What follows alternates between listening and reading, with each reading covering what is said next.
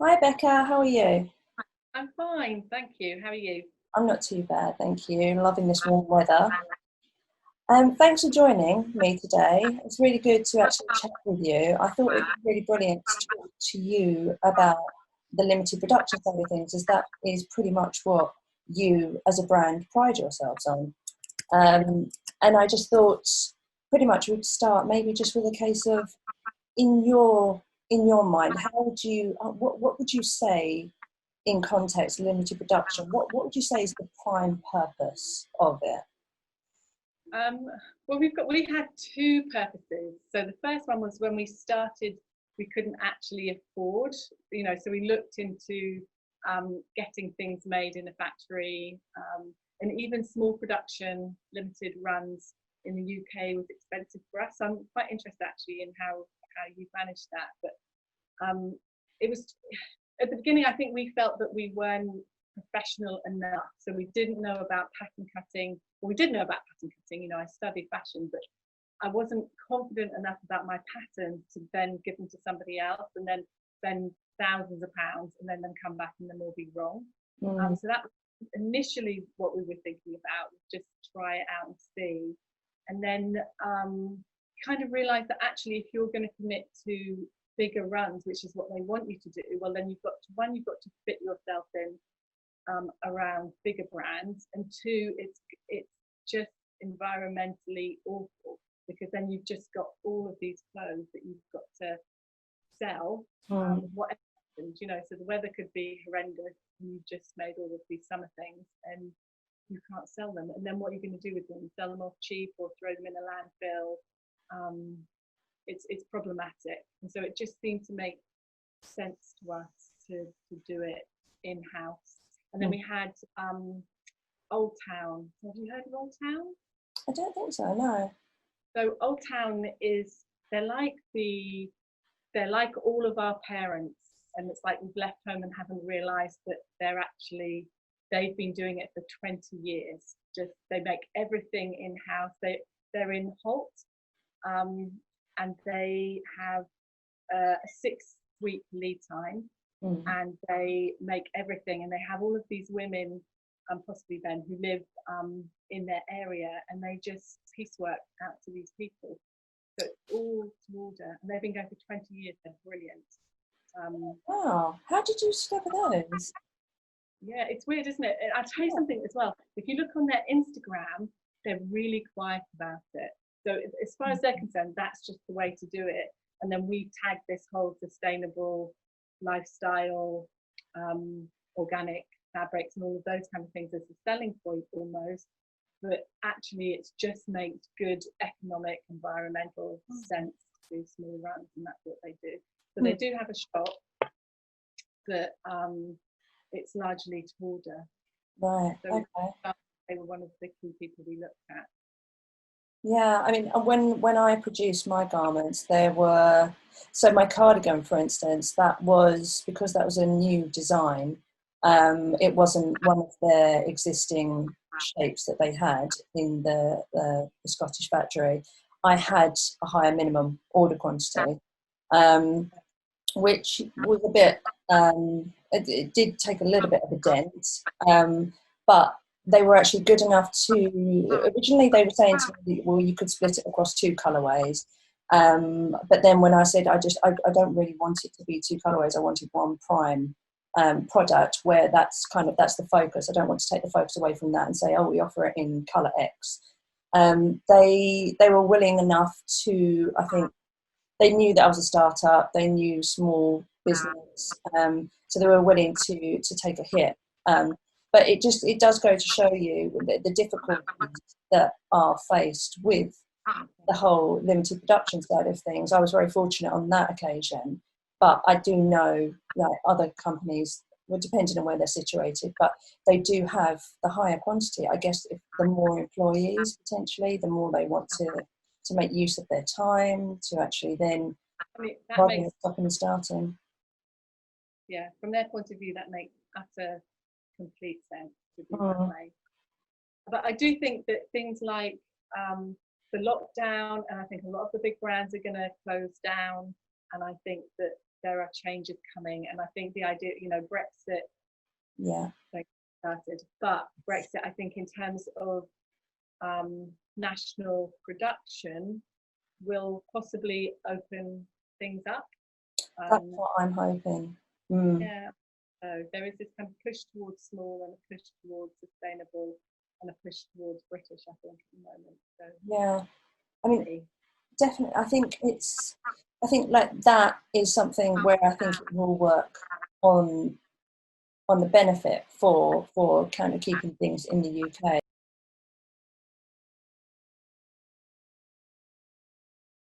I think how would you say would be the best way to take that, to work upon that, and to reflect that in your garments? Would you say, rather than using the word like limited, I think it's more a case of like how it's made. So we're taking the pride of the fact that it's made in the UK, but the small quantity of it, the number of units that we are working to, because of one, of our affordability, and two, because maybe the factory is saying that they can't produce that much within a fast turnaround. I think how would it be? Would you say like that would be a good thing to reflect upon in your brand identity, or in the way you sell your products? yeah, I mean, I think that people quite like supporting small. I think that you know, places like Primark and things like that, I think are beginning to terrify people. People are beginning to see that that's a bad thing. So that the idea, I think it's more also to do with if people are dealing with a small company, they know that there's a communication there that possibly isn't there if you're buying from a bigger brand, that you can get in touch with somebody and you have a more organic conversation probably than you would if you just wouldn't have that conversation with other people. So I think for us, part of the joy of it is that you build up relationships, and then you can be a bit more bespoke about what you're doing. So we offer longer lengths. It doesn't cost any more to have it shorter or longer. A lot of our customers, so we send out swatch packs, and then customers can have it in a different cloth, and that happens increasingly actually, and I think people quite like being able to do that. We buy a lot of deadbolt cloth, so that would be a problem if we were going into proper production. We would do that. So we have we don't advertise it massively, but there are some things made out of deadbolt cloth, and when that happens, they have a separate label that we sew in that says 1 of 5 or 1 of 10 or 1 of 3 or something like that, and we just kind of hand stitch it so that they know which one they've got, or 2 or 3 or 4 or 5 or something.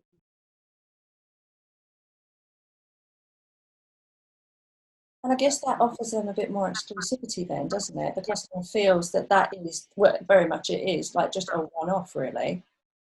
Yeah, exactly. And we do things like mobile phone pockets. So again, it's not advertised, but so if somebody buys a jacket and they've got a particular size mobile phone, or if they've got a knife or I don't know, whatever. So a lot of the people that buy from us tend to be people who've got tools and things, and so they can put a little pocket inside. So we have, quite a lot of our pockets are quite big.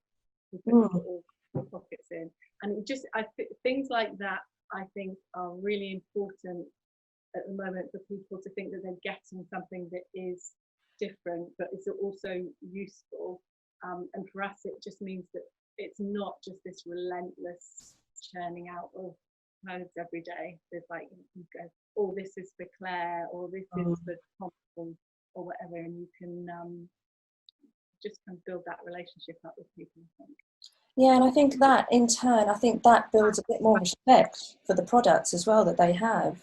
And that's when it will be possibly, well, quite likely that they're willing to value the quality of that and the longevity potential that garment has, because of all of the effort that's gone into it.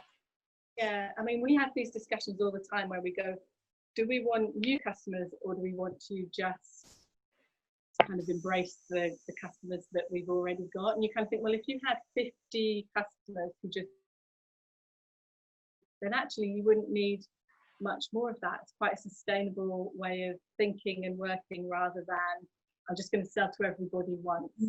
And sometimes, you know, somebody that's ordered before orders again, I think, oh, it's just the same people. But actually that's probably a really good sign, isn't it? Because then they like what they're getting. Yeah, definitely. Yeah. And they've identified you and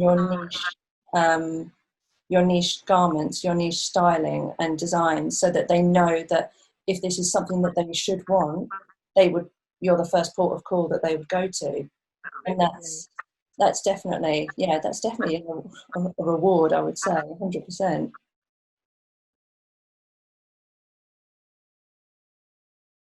And also, what would you say about the timeline to your products? Do you have, aside from like if you buy dead stock fabrics, would you say like your designs, would you say there would be a timeline to them, or are you more likely to have a one particular style and maybe you might twist it here or there? Well, do you know what? This is like a proper problem, isn't it? I mean, you get this idea of seasons, and you've got all of the big brands now who are saying actually we're going to just stick to 2 seasons. And then you've got all of the brands that are, I guess, similar to us and to you, like Justine Tabak and Nadanu and people like that, who they stick to a very core collection and they don't change. It's not seasonal particularly. I think Justine brings in some jumpers and some trousers in winter, but that's about it. And I really struggled with that at the beginning. You think, oh, I just want to do something new. I want to add and add and add and add and add. And we're just kind of reviewing it all of the time. And like, right, so this is the instance. So before this started, I thought, oh, I don't know what I'm going to wear. I'm actually wearing what I always wear. But I thought, oh, I could take something off the rail. And I found a skirt that I made right at the beginning that I got bored with and I dismissed, and it's not on the website. And I put it on. Oh my God, you know, why did I ever get rid of that skirt? And I've nicked it, I've put it in my bag, and we'll bring that back. And so what tends to happen is we go, oh, we've got to have something new because that's my training, but actually that's nonsense. You don't, you know, people wear the same things. I wear this dress probably 3 times a week, every week. So you don't need to do that. And so I think sometimes we take things off. So like shorts go off, but then they come back. Yeah. And we don't like shorts. So yeah, I think this kind of myth that there should be all of these seasons and people are going to change their wardrobe completely just at these steps where you say this. I just don't think it's actually how people live and work. And I think increasingly that's not how people live and work, because I think there's a guilt now with fast fashion.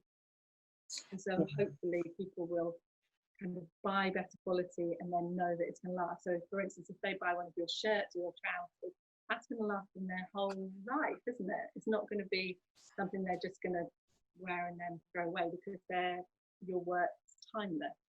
That's what I'm hoping for, and I'm sure you guys pretty much do the same.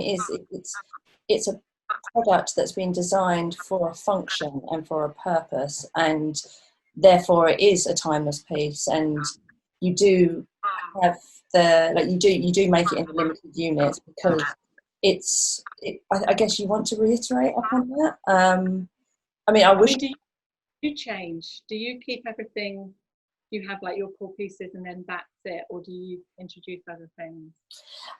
That's where I'm in a bit of a sticky situation, because I've got my 7 core pieces, and I'm just doing a few photos at the moment, trying to portray how you can wear each garment across the seasons. So how you adjust it and fit it in with some of your other wardrobe pieces that you have. But I mean, there have been 1 or 2 times that I thought, oh, I'd love to that box pleat shirt I've got, I would love to be able to do that in a sleeveless style, and I've got that designed and I've liaised with my pattern setter. But I guess it's just a case of I want to get that that feedback from the customers, really, to say that yes, that's the style I really like, so yeah, it'll be like, okay, brilliant, go ahead, we can do that, rather than just for the sake of it and think, oh, you know, summertime, let's bring in some sleeveless numbers, not knowing, for instance, that that is one of the prime pieces that the customers would want. Yeah, yeah. And I think that's where it's a sticky situation. When it comes to me working with a factory as opposed to you, where you can actually, you can take these things and put the whole thing into process itself. And then just change our mind, and not, you know, some things we put out and we only ever sell one. And yeah. And that's it. And like in some ways that's like, oh, we only ever sold one. But it, in some ways it's a lesson, isn't it? You learn what sells, what doesn't sell. And then I just think it takes, this is going to be our 4th year, and we learn every single day about what we've done wrong or what we could do better and how people buy. And I think it's not until you start to get customers coming through that you think, oh, actually that's what they want. And then we can react to that quite quickly. So like you saying, a sleeveless dress, I've just yesterday 12 sleeveless dress. I mean, it's June. I haven't even, the fabric hasn't even arrived for it yet. It's terrible. But how many will sell, I don't know. But we were just distracted with other things, and we haven't got round to it.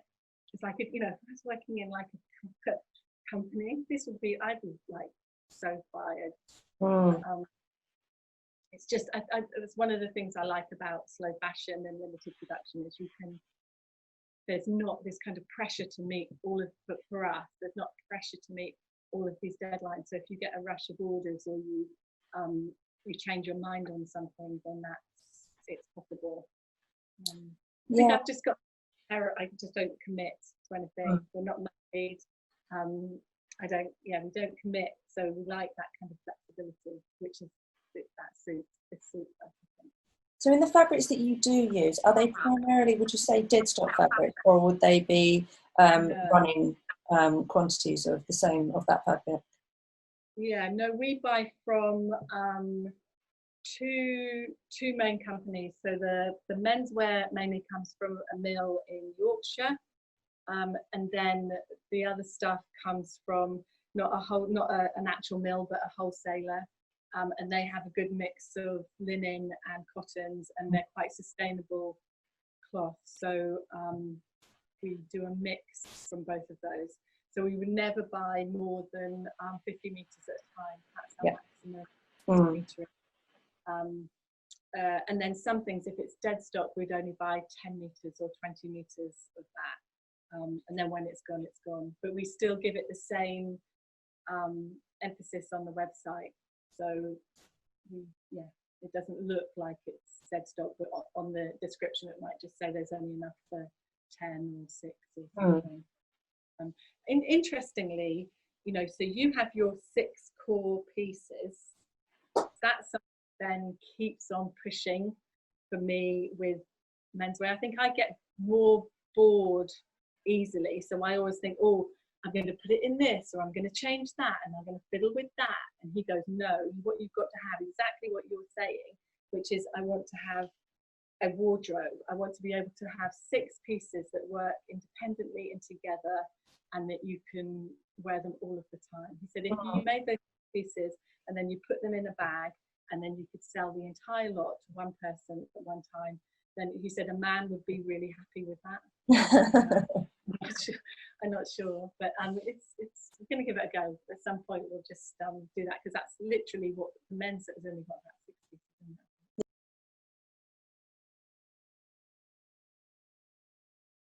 there. I think like the dead stock fabric side of things, I mean, would that offer a bit more exclusivity, would you say? Would you do that in certain styles, or do you do that in a style that works really well for you, but it's just say a new colorway or a new texture? We tend to use it for the same styles, actually. We don't, up until this point, we haven't moved it into other things. So for instance, there's a men's short sleeve shirt on the website at the moment. We haven't introduced that shirt style in any other fabric. It's just in the dead stock. So once that's gone, that's gone. And we've ordered a different dead stock that will probably also go into the men's. So that men's shirt might only ever be, 20 of each shirt.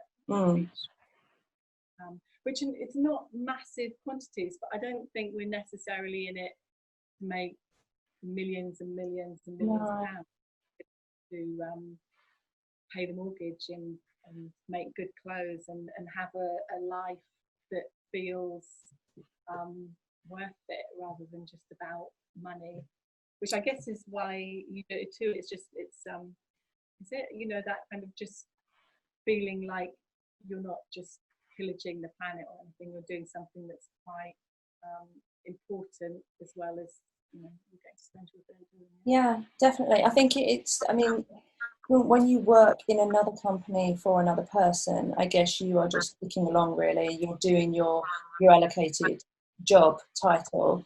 So you don't really, I guess you're kind of going with the flow with what they do. They want things whipped around, turned around fast and put onto the shop floor. Whereas when you have your own business, you want to kind of work upon all of the story behind each and every piece, and what they are for, and like the functionality potential that they have, and why they're only the potential of 10 units or 20 units. And I think it's not to say that the limited production, in my eyes, this is what I'm trying to, it's not to say it's a case of like buy now or you lose out. It's a case of buy now because this is the number of fabric, the meters we have. This is so I guess there's so many different ways in which you can describe the reasoning for your limited piece, really. It's either the dead stock fabric. I guess there might be a slight seasonal essence, or it might be just maybe a tester to see how it performs, or it's a key seller, like one of the garments, and you just think because it really sold so well previously, you want to bring it back. But you're not going to be buying upon in the 50s to the 100s. No. I think that's... I've seen Tabak does that. She buys an awful lot of deadbolt, I think. So she buys her key cloth or her linens from the same place we do, but she introduces, she manages, and she's really good at it. So she goes, I think, to somewhere in North London, and she just rummages. She's brilliant at it, and she just finds these beautiful floral fabrics, and then she just puts them in, and she says, well, we've got enough for 10, and you might get, and then kind of almost by the end of the day they're all gone. And so she makes a real joy of the idea of dead stock, even if she puts it into the same designs. I've never been able to do that in the same way, but she does it. Her marketing's brilliant. She does it. I guess it is, and it's just like you have those set number of patterns, but you do it in like the limited dead stock fabric, but it's just that same pattern that's just whirring over and over again, but a slight refreshment to the type of the fabrics. Yeah, I mean, to be honest, if what you're doing is you've got a very limited design, so say you've got 6 designs, if what you do then is you do introduce some dead stock, then that just adds that little bit of variety. Because so for instance, with your trousers, somebody's going to wear those trousers, that's going to be their trousers, they're going to want those trousers repeatedly. If then suddenly they go, oh, actually there's only 10 and they're in this navy linen, they're going to go, brilliant, I'm going to get one of those before they go. And it just adds that little bit of difference to what you're doing. Okay? Yeah, definitely.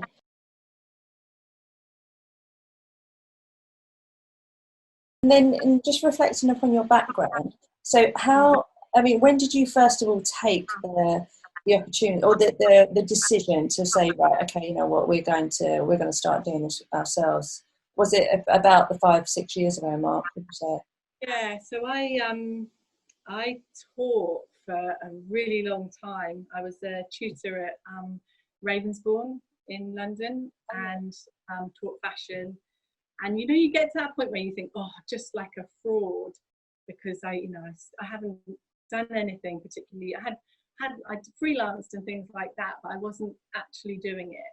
And so then it just, you know, perfect. New boss came in, didn't get on particularly well with the boss, and so I still was there at that point, but not in that department. Anyway, so Ben had a birthday. His friend had a jacket. It was a really nice chore jacket. I nicked the pattern for the chore jacket and made him the jacket. I really enjoyed. I completely forgotten kind of the joy of pattern cutting and designing and making and things like that. And so we did it. And then one of his friends said, "Oh, can I have one of those jackets?" So we made him a jacket. And then we were kind of like, we were going on a walk and said, "Oh, you know, what we're going to do, what we're going to do." And I said, "I'm just going to bin my job and let's do this." And that's literally what we did. Just went on a walk, changed our lives, came home, made supper, and that was it. And I honestly, it was like your money, how much you earn, because I was earning a lot of money. I earn probably half of that now, and really don't miss it and don't notice it in any way. So much happier and healthier than I was when I was doing that. I think it's just nice not working for somebody else, isn't it? Yeah, you know, yeah, definitely. So if you feel, you know, energetic, you can work 18 hours. If you don't, then you can stop at 4. We've been stopping at 4 since lockdown, just to go on a walk. And kind of originally I thought, oh my God, that's a really bad thing to do because you're not getting work done.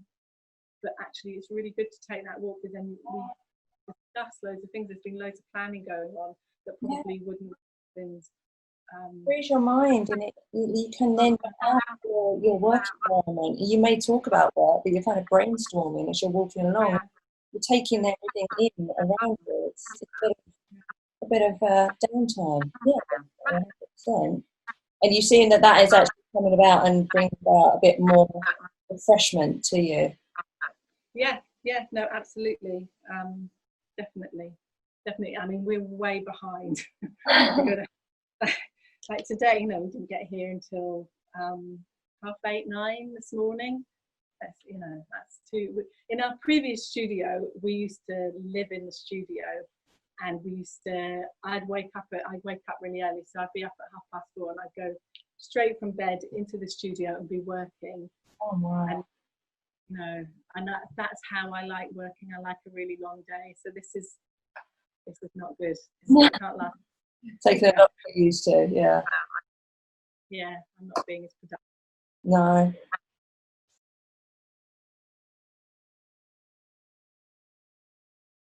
And then I guess just as like an end note, really, who or what would you say is your inspiration, really?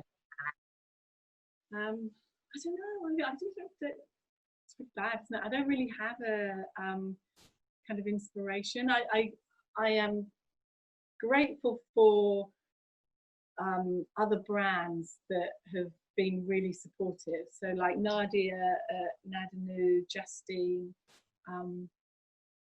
even though probably we kind of skirt the same customers a little bit, they've been really supportive. And then Janine at Assembly Market, really supportive. And so you get to know all of these people. So I think, and you kind of push each other along. So sometimes somebody's having a hard time and they get lifted by the other people. So in a way, it's all the other slow fashion brands that actually say, this it is important and it does work, and people do increasingly want what you're making. Yeah, definitely. I guess when you're having just a little bit of a bit of time when you've got a bit of doubt or you're just not feeling energized, it's just that little boost. And it is from other small brands, really, isn't it? All in the same situation, and you're just there to keep on pushing each other on, really. Yeah. No, it's good, because you just wouldn't get that, or you don't get that in fast fashion. You really don't. No, not at all. It's nice. It's good. Glad we did it. Really glad. Are you glad you did it? Yes, I am. I mean, like right now things are a little bit tricky. but that's why I thought it would be really good to connect with other small brands and just, I guess, just talk about what we're all about or what we pride ourselves on. And just, I think it's more about, like, that's the thing with the small brands, where you get to know the people behind the front of the whole thing and what goes on behind the scenes, and actually the passion that's there behind it. Yeah, and actually, you know, it is really tricky. If I could lie and go, actually, we've never been busier. Actually, it's really quiet, and it's, you know, people are not buying clothes that they would go out in at home, so they're tending to buy things out of jersey and things that they can laze around in, and then not spend money. And I think everybody is, I think fashion is going to be hit massively, and I think go out of business, and I think it's going to be a really difficult trading year. And I think the smaller actually you are, possibly the more successful you will be, because you won't have those horrendous overheads and costs, and, you know, having to wait for things to be sent over from Turkey. Oh gosh, I know. Yeah. It's to kind of hold on, know that it will come good. If you've got a product that people like wearing, then it will work, even though it might be really difficult. Yeah. Keep it simple. I think yours is, you've got exactly the right idea. Keep it simple, and then trust that that's what people will like. Much more difficult to design fewer garments than it is to design 80 pieces in a collection or something. That's just easy, isn't it? And also, if you can design and you can add loads and loads of stuff onto something, easy peasy. Actually reducing it and reducing it to something very simple is really dark, really kind of, it's hard. It ticks the boxes of it has all of those certain points that you consider a necessity in a dress or in a pair of trousers, and it's in the type of fabric that you would want to wear throughout the year. So one has to be breathable, and then another, it has to be quite thick. So it's definitely, it's the way of everything, isn't it? But yeah. Well, thank you so much for your time. No, it's a pleasure. Really good to talk to you. Yeah, brilliant. And it's lovely to see all your patterns behind you. I love the workmanship of the pattern cutters. I'm mesmerised when I see it. I fixed this pattern piece so many times, and every time I come in, I think, oh my God, that just looks really bad. Like, I don't know what I was doing. Actually, I know what I was doing. Yeah, and I've even got it's even the proper sleeve is behind it, but I've just kept this gammy sleeve. I don't know why I kept it. I should throw it away with it.